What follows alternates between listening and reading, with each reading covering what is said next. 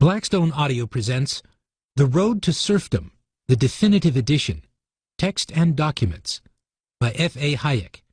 This book is read by William Hughes. Chapter 3. Individualism and Collectivism.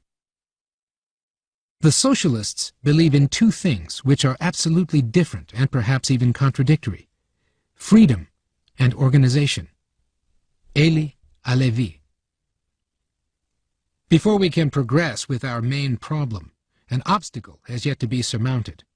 A confusion, largely responsible for the way in which we are drifting into things which nobody wants, must be cleared up. This confusion concerns nothing less than the concept of socialism itself. It may mean, and is often used to describe, merely the ideals of social justice, greater equality, and security, which are the ultimate aims of socialism. But it means also the particular method by which most socialists hope to attain these ends, and which many competent people regard as the only methods by which they can be fully and quickly attained.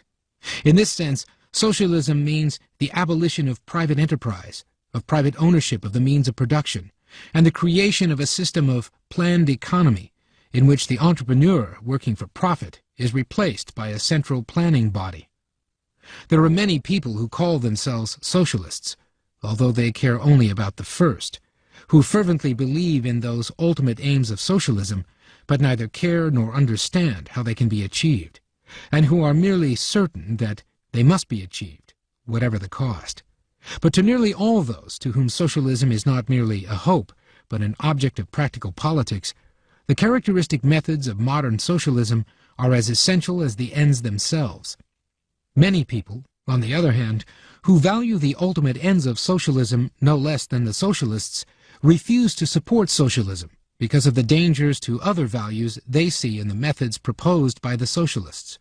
The dispute about socialism has thus become largely a dispute about means and not about ends, although the question whether the different ends of socialism can be simultaneously achieved is also involved. This would be enough to create confusion, and the confusion has been further increased by the common practice of denying that those who repudiate the means value the ends. But this is not all.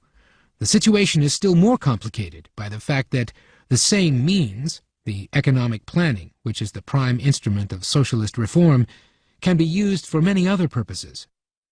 We must centrally direct economic activity if we want to make the distribution of income conform to current ideas of social justice. Planning, therefore, is wanted by all those who demand that production for use be substituted for production for profit.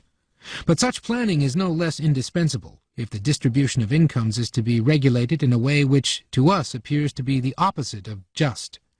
Whether we should wish that more of the good things of this world should go to some racial elite, the Nordic men, or the members of a party or an aristocracy, the methods which we shall have to employ are the same as those which could ensure an equalitarian distribution.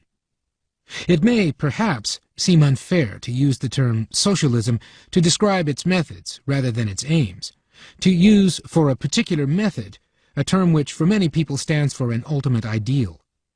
It is probably preferable to describe the methods which can be used for a great variety of ends as collectivism, and to regard socialism as a species of that genus.